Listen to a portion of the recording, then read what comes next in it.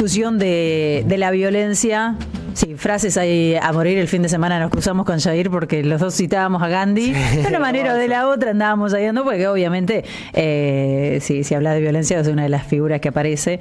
Yo citaba una frase que dice: lo que se obtiene con violencia solamente se puede mantener con violencia, en el newsletter, porque me parecía un poco quizás ejemplificador de lo que está pasando con Javier Milei, que parece que no conoce otro lenguaje. Es a través de la violencia, llegó a través de la violencia y pretende sostenerse en el gobierno a través de la violencia. Y pensaba esto, que son muchos países en Europa, hay toda una cuestión con la violencia en Alemania en la previa de las elecciones, en Estados Unidos incluso también con los aumentos de los casos de violencia política, que genera preocupación, y entonces, bueno, se piensa qué hacer para frenar un poco esa escalada. Y el foco hace años además está puesto en todo lo que tiene que ver con las redes sociales, los mensajes de odio en las redes sociales. Mientras tanto, acá vamos absolutamente por el camino inverso. Aquí el presidente apuesta al odio, descarga todo su odio en las redes sociales, la emprende contra rectores, contra periodistas, contra opositores, en fin, según cómo se levante y con quién se la agarra, tira mensajes de odio en las redes sociales. Quiero decir esto: hay una conexión que es indudable entre la calle y las redes, porque todavía hay gente que cree que no tiene nada que ver. Preguntale a Fran Fijap si no tiene nada que ver. Hay una conexión que es indudable entre la violencia digital o la violencia mediática y la violencia que después se registran en las calles. Vamos a escuchar esto que decía Guillermo Francos, que lo vamos a sumar a la reflexión con respecto a la violencia. Esto lo decía ayer en una entrevista que daba para Mitre. Escuchá. Universidades y escuchaba gente con mucho criterio cuestionarlos a los chicos y decir: che, yo viví la década del 70, ¿no? Yo también la viví en la universidad. Y en la década del 70 también se tomaban universidades. Y se tomaban universidades y después se generaron movimientos que utilizaron la violencia para expresar sus posiciones, se convirtió en guerrilla subversiva y generó después la represión. Esos procesos son negativos. Yo creo que uno puede expresar una protesta, no digo que no, pero la tiene que expresar. Bueno, Guillermo Francos diciendo esto. Más allá de lo que está diciendo Guillermo Francos y todo lo objetable que es, entra tranquilo, Jair, si querés hablar de esto, porque aparte está justificando la represión.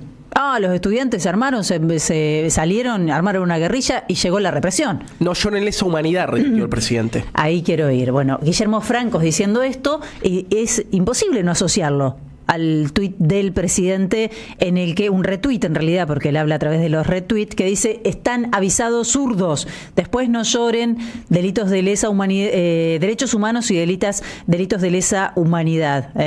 Porque, ¿en qué contexto era esto? Justamente en el contexto de la discusión por las universidades, de las marchas y demás.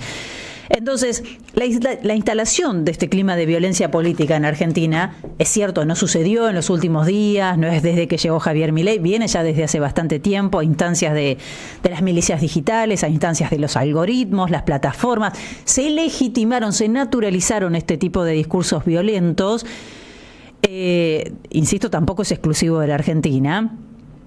Pero aquí tenemos un ejemplo que para mí fue uno de los ejemplos más claros de cómo el odio mediático, el odio en las redes se puede trasladar a la calle, que es el intento de magnicidio a Cristina Kirchner, ¿no? Me parece que es uno de los casos que ejemplifica quizás con mayor contundencia la evolución de la violencia mediática, la violencia digital, y la planificación de hechos de violencia se traslada a la calle. Hay 2 disparos que afortunadamente no salieron, pero que están muy unidos. Incluso cuando vos escuchás las declaraciones de quienes hoy están detenidos, independientemente del autor intelectual y de todo lo que queda todavía sin investigar en este intento de magnicidio, estaban ellos muy influenciados y muy metidos en todo lo que tenía que ver con las redes y con la cuestión digital.